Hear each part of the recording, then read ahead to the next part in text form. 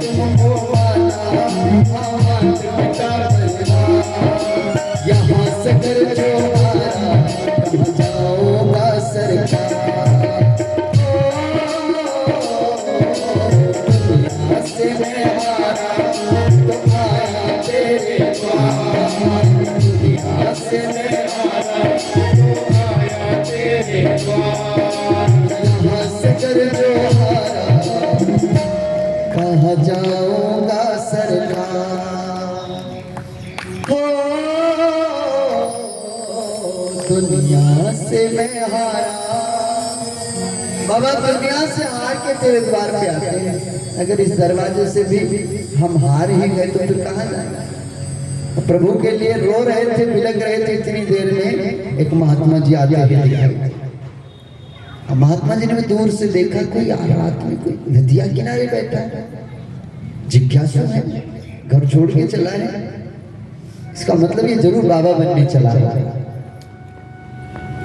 अब महात्मा जी जैसे नजदीक आए, आत्मदेव ने उठते चरणों में गुहार लगे, बाबा आपको जरूर भगवान ने भेजे। आप ऐसे नहीं आए, आपको भगवान ने भेजा, मेरे लिए भेजे। महात्मा सोच लगे, चेला बढ़िया खेला, बैरागी, उठो उठो उठो, क्या बात है, क्या समस्या है, अपनी समस्या बताओ, क्या चाहता है। आत्मदेव चरणों में बैठे बैठे, बाबा संतान नहीं, संतान चाहता, इसलिए रो रहा हूं कि संतान नहीं, पुत्र नहीं है, पुत्र के लिए रो रहा हूं। बाबा कंधे पकड़े हुए थे, कंधे छूट गए, हंसने लगे। आत्मदेव कहने लगे, महाराज ये तो मजाक है, मैं आपसे रोते हुए कह रहा हूं कि पुत्र नहीं है इसलिए रो रहा हूं, और आप हंसने लगे। महात्मा जी ने हंसी रोकी और हंसते हुए कहने लगे, मुस्कुराते हुए, बेटा हंसी तो छुट्टी जाती है, क्यों? अरे तू रो रहा है कि पुत्र नहीं है, एक बार अपने आस पड़ोस में जान के देख लेता, जिनके पुत्र हैं वही कहाँ हंस रहे हैं, वो भी रो रहे हैं, जिनके हैं वो भी रो रहे हैं, और जिनके नहीं है वो भी रो रहे हैं। इसलिए संत कहते हैं ये संसार दुखालय है, अगर नहीं है तो ना होने की वजह से रोता है, अगर हो जाए तो फिर यूं रोता है, हाय ऐसा क्यों है, ऐसा क्यों नहीं। दुनिया में 90% लोग ऐसे हैं जो ये सोचते हैं कि ये नौकरी ठीक दूसरी होनी चाहिए, ये नौकरी ठीक नहीं दूसरी नौकरी हो, ये दुकान ठीक नहीं दूसरी दुकान हो, ये काम ठीक नहीं दूसरा काम बढ़िया। हमें दूसरे बहुत अच्छे लगते हैं पर अपना आप अच्छा नहीं लगता, अपना काम अच्छा नहीं लगता। महात्मा जी कहते हैं, बेटा ये संसार ऐसा ही है, ये दुखालय है, यहाँ हम जो भी काम करते हैं या हम जिनके भी साथ रहते हैं उनसे हमें दुख ही दुख मिलता है। बाबा क्यों मिलता है? इसलिए मिलता है क्योंकि हम यहाँ जो संसार में आए हुए हैं ना, हम अपने कर्जे उतारने के लिए आए हुए हैं। ये जो हमें पुत्र मिलता है, पुत्री मिलती है, पति मिलता है, पत्नी मिलती है, माँ मिलते हैं, बाप मिलते हैं, इन सब के हम कर्जदार हैं, हम इनका कर्जा देने आए हुए हैं। और ध्यान रखना, जो कर्जदार होता है वो हंसता कम रोता ज्यादा, रोता ज्यादा। हम कर्जदार हैं। अगर तुम रो रहे हो परिवार के लिए, पुत्रों के लिए, बच्चों के लिए, पत्नी के लिए, पति के लिए, तुम रुदन मचा रहे हो, रो रहे हो, तो ध्यान रखना तुम कर्जदार हो। अपने कर्जे को या रो के उतार लो या हंस के उतार लो। अब उतार लोगे तो बढ़िया रहेगा, वरना अगले जन्म में फिर उतारना पड़ेगा। बोले बाकी बिहारी लाल की। आत्मदेव कहने लगे, महाराज ये ज्ञान की बातें तो मैं भी बहुत बताता हूँ। जब अपने प्यारों के यहाँ हवन यजन करने जाते हैं, बड़ी ज्ञान की बातें बताते हैं लोग। ज्ञान की बातें तो बहुत करते हैं। कोई आदमी महात्मा किसी का बेटा मर गया, उसको चुप करा रही है, संसार मिथ्या है, सबको मरना, सबको जाना है एक दिन। ये दुनिया सब ये मरण धर्म है, यहाँ सबको मरना है। ये मोहजाल से बाहर निकलो, ये ठीक नहीं है। चुप करके बड़े ज्ञान दे करके गीता के उपदेश दे करके अपने आश्रम में आ गए। 2 दिन बाद उसकी बकरी मर गई महात्मा की। अब बकरी मर गई तो धाड़ मार मार के रोए। वही आदमी क्यों ना आ गया, उसने कहा बाबा कल तो बड़े प्रवचन कर रहे थे, मेरा बेटा मरा था, ये सब मिथ्या है, ये सब संसार ऐसा, आज आप बकरी के लिए रो रहे। महात्मा रोते हुए बोला बेटा वो बेटा तेरा मरा था, बकरी मेरी मरी है। अपने के लिए रोना पड़ता है, दूसरों को तो सब उपदेश दे सकते, पर उपदेश कुशल बहुत तेरे।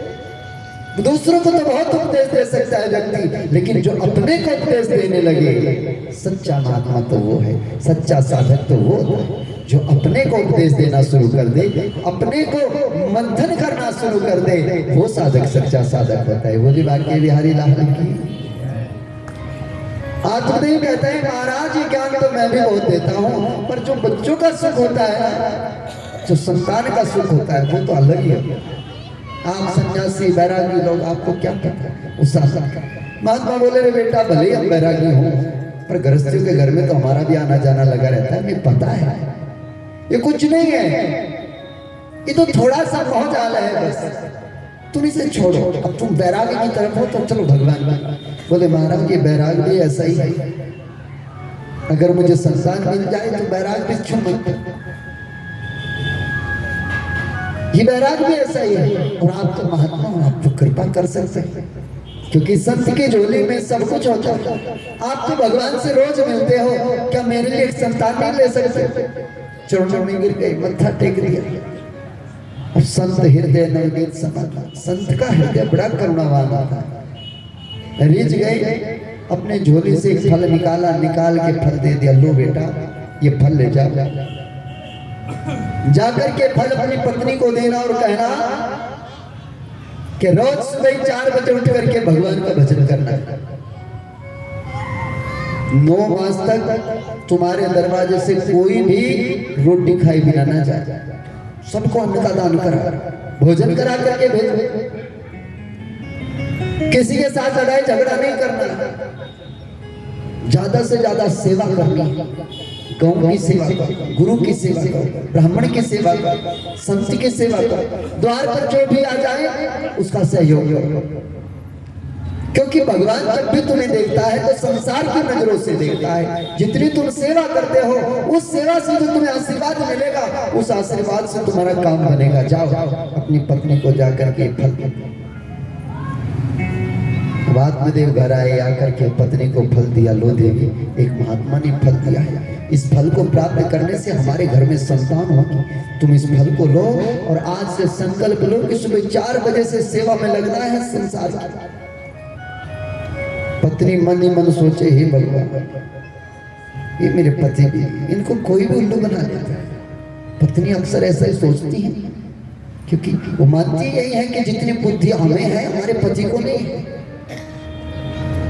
जब चाहे जेब से सब 100, 200, 500 रुपए निकाल लेती, पति को पता ही नहीं लगता। इनको कोई भी ठग लेता है, क्यों? वो सोचती जब हम ठग सकते तो और क्यों नहीं ठगेगा। इनको कोई भी ठग सकता है। लो किसी ने फल से ही ठग लिया। इतने डॉक्टरों की दवाई खिलाई है, उनसे तो कुछ हुआ नहीं, एक फल से हमें आराम मिलेगा।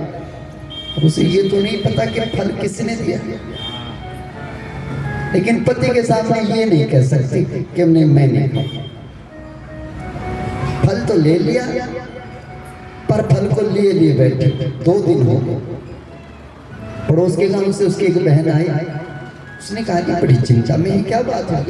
क्या बताऊं बहना, न जाने तुम्हारे जीजा जी किसी महात्मा से, किसी महाराज जी से एक फल ले आए और ये फल मेरे हाथ में रख के इसे खाओ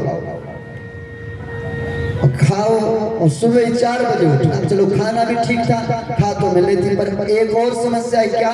सुबह 4 बजे उठना है और नींद तो खुले 8 बजे, 4 बजे कौन उठे? ये बड़ी विडंबना। मुझसे तो 4 बजे ना उठा जाता। और उससे बड़ी विडंबना यह है कि द्वार पर जो भी आए उसको रोटी सोचती हूँ पति की कोई और बना के खिलाता। कुछ तो धुंधली बेचारी ऐसी हैं, सुबह उठती हैं, पता चला सासू मैया रसोई में है, आवाज लगाई मम्मी हाँ चाय बनाई रही तो एक कप मेरा भी बना दियो, एक कप मेरे लिए। अरे ये जीवन है, ये धुंधली का जीवन है। मुझसे तो ना ये काम, मैं किसी को भोजन नहीं करा सकती, मैं किसी को खिला नहीं सकती, मेरा मन नहीं मानता। पर पुत्र को पाने को चाहिए, संतान मिल जाए, संतान मिल जाए पर करना कुछ ना पड़े, भजन ना करना पड़े, मिल जाए। उस बहन ने कहा अच्छा एक काम कर दोगे क्या? एक रास्ता है कि तुम्हें ना सुबह 4 बजे उठना, ना किसी को भोजन कराना, ना किसी की सेवा करना। एक रास्ता है मेरे, क्या? बोली मैं गर्भ से 9 मास के बाद मेरे यहाँ जो भी संतान होगी, पुत्र या पुत्री, वो हम तुम्हें दे देंगे। देखो हम गरीब हैं, तुम हमें कुछ ढेर सा धन दे देना, हमारा घर चल पड़ेगा, तुम्हारा भी घर चल पड़ेगा। धुंधली की बात समझ में आई, ये ठीक है। हल्दी लगे न फटकड़ी, रंगाई चकाचक, करना धरना कुछ ना पड़े और संतान मिल जाए, ये बढ़िया है। तुम जितना कहोगे उतना धन मिलेगा, धन के तो भंडार लगे हैं यहाँ, घबराओ नहीं, सब कुछ मिलेगा, बस तुम ये काम करो। पर इस फल का क्या करो? सही लेने का एक काम करो, तुम्हारी गाय भी तो बांझ है ना कुछ दिन से, 7 साल से, ये फल गाय को दे दो, पता भी चल जाएगा महात्मा के आशीर्वाद में कुछ है कि नहीं। तो फल तो गाय को दे दिया और धुंधली नाटक करने लगी गर्भवती रहने का। 9 मास के बाद संतान लेकर के पड़ोस के गांव से जीजा जी आए। रात्रि के समय में जैसे संतान घर में आई, एक गट्टा भर के धन का और उनको दे दिया जाए। मोल की संतान घर में आई, भजन की नहीं। अब मोल की संतान घर में आएगी तो दुख लेके आएगी, परेशानी लेके आएगी। जब घर में संतान आई, शोर मच गया। गोकर्ण जी महात्मा आत्मदेव के घर में संतान आई, बेटा हुआ है, बेटा, सब लोग इकट्ठे हुए। आत्मदेव चाहता है अपने बेटे को परमात्मा देव बना। हर पिता का उद्देश्य है बेटा मुझसे भी बड़ा था, मुझसे भी ऊपर पहुंचे, जहां तक मैं पहुंचा हूं मेरा बेटा मुझसे भी। जगत में एक पिता ही है जो अपने से ऊपर बढ़ते हुए बेटे को देख के खुश होता है, वरना संसार में ऐसा और कोई नहीं जो अपने से ऊपर बढ़ते हुए को देख के राजी है। कहीं ना कहीं मन में शंका पैदा होता है, दुख पैदा होता है। मेरे पास एक गाड़ी है, इसके पास 2 कैसे है? दुकान पर नौकर दुकान का सामान उठा करके देता है, अगर कुछ दिन बाद वो दूसरी दुकान खोल के बैठ जाए नौकर, तो दुकान वाले को परेशान है, कल तक तो मेरी नौकरी करता था, आज दुकान खोल के बैठ गए। अपने से आगे बढ़ते हुए देख करके बहुत थोड़े लोग हैं, ऐसा तो पिता ही होता है जो अपनी संतान को बढ़ता देखे तो जी राजी होता है, अच्छा लगता है। एक पिता के लिए बड़ा सुंदर सा भाव है।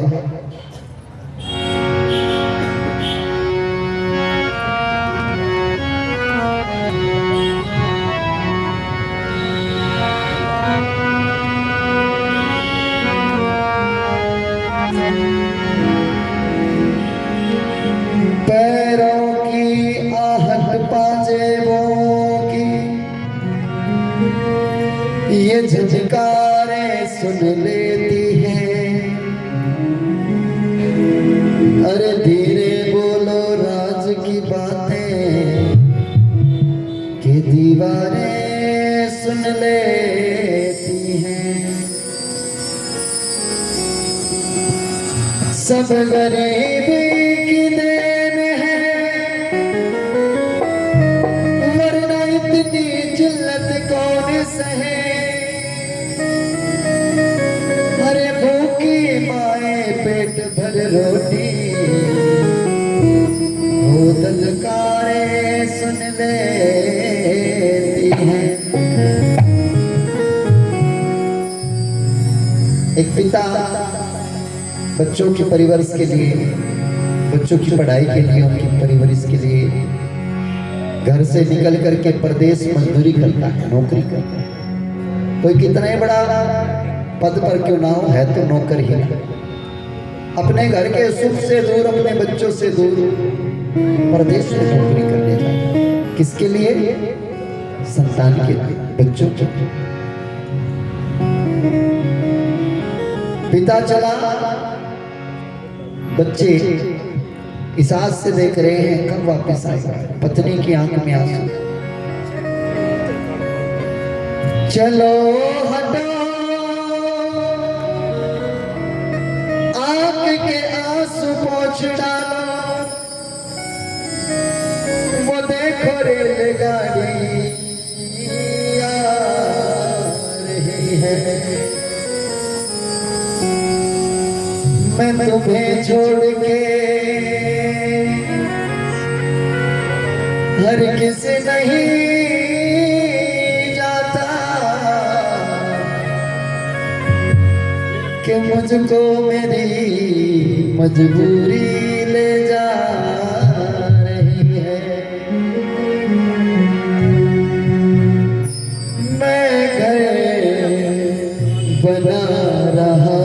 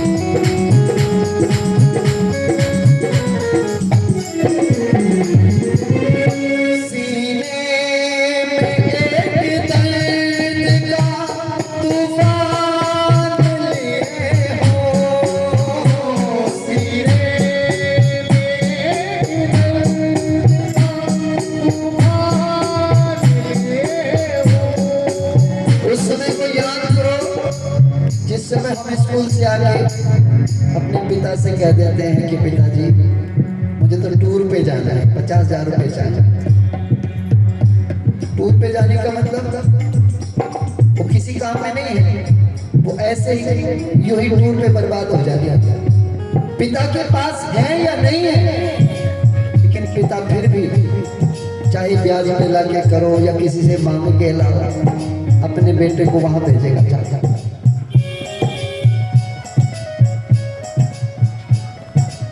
जब तक पिता है तब तक पता है।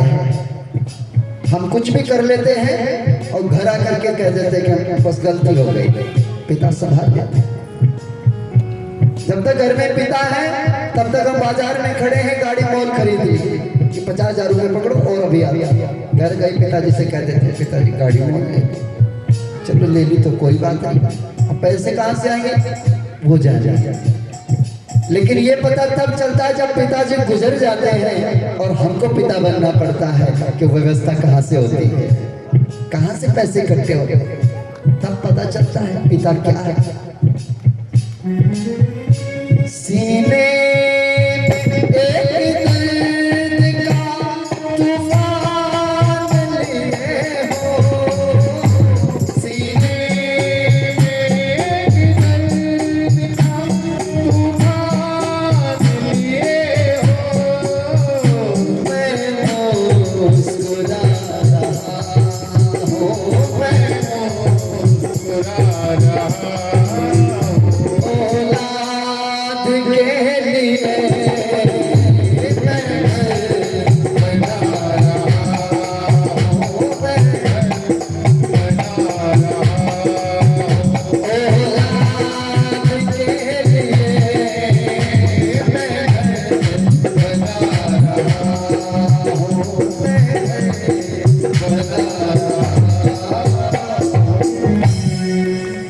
श्री वृंदावन बिहारी लाल की जय। पिता ही होता है जो अपने बच्चों को बढ़ता हुआ देखता है तो बड़ा खुश होता है कि मेरे बच्चे बढ़ रहे हैं, तरक्की पर जा रहे हैं।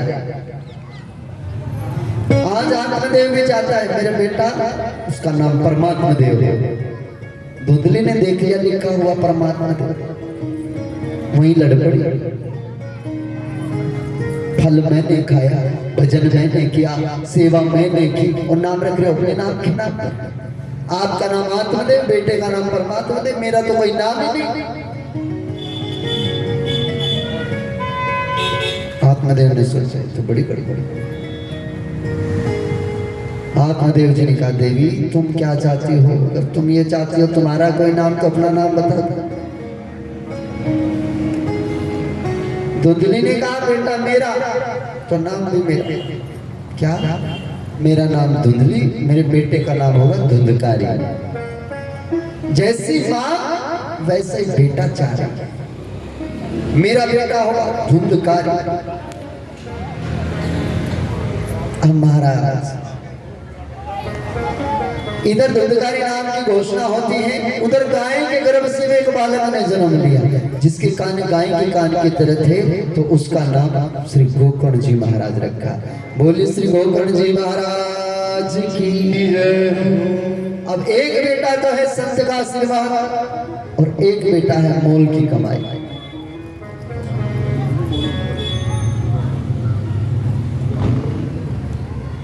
दोनों का फर्क क्या है? एक भगवान का भगत बना और एक बेटा न माँ का कहा मानता है न पिता का कहा मानता है, एक का जीवन।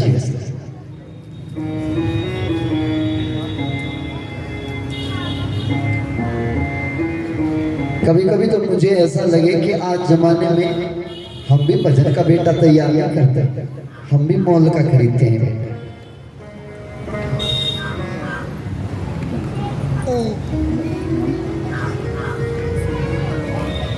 आइए हमारे बीच में हमारे संजीव कनवाल जी और हमारे जी हमारे भाजपा प्रत्याशी हैं और भागवत जी में का बहुत बहुत स्वागत। एक बार जोरदार तालियों से अभिनंदन करेंगे था।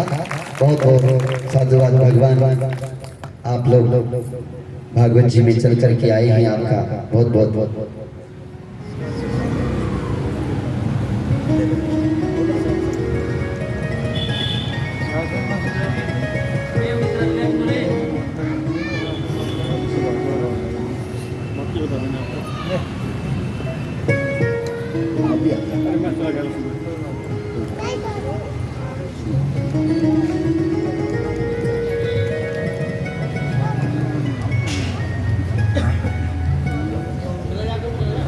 एक बार जोरदार तालियों से अभिनंदन करें।